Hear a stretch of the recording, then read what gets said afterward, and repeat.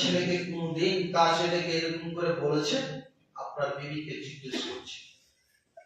আপনি আপনার ছেলেকে সকালবেলায় মিশনে পাঠাবেন, উঠে আমার এক বন্ধু, আমরা কয়েকজন ফ্রেন্ড এক জায়গায় গেছি আমাদের গ্রামের, তো বলছো ভাই আমার ছেলেটা যখন আমাদের এখানে ছিল, এই মিশনে ছিল, নাম বলছি না, এই মিশনে যখন ছিল তখন ভালো করে ফজরের সালাত পড়ছিল, কিন্তু এখন যখন কোন জায়গাতে ভর্তি করেছি ভাই, তখন আমার ছেলেটার সালাত আদায় করে না, নামাজ পড়ে না।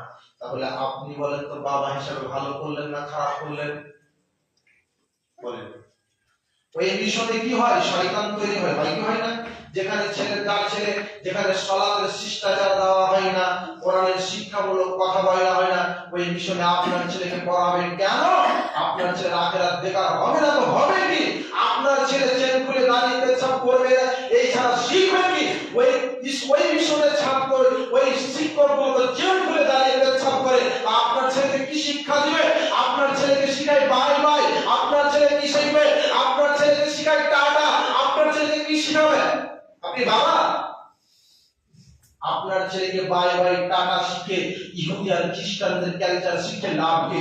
আপনার ছেলের সাথে দেখা হবে, তখন বলবে বাবু এই তোমার কাকু আসলে, এই দেখা এই যে তোমার কাকু, এটা এই তোমার কাকু দেখা করছে না, বলো আসসালামু আলাইকুম, আচ্ছা বাবু। আপনার ছেলে শিখবে না? শিখবে না? শিখবে? আপনি করেছেন?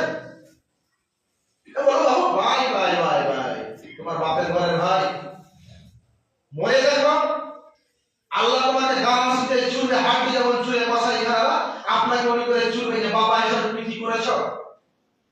আমি আপনাকে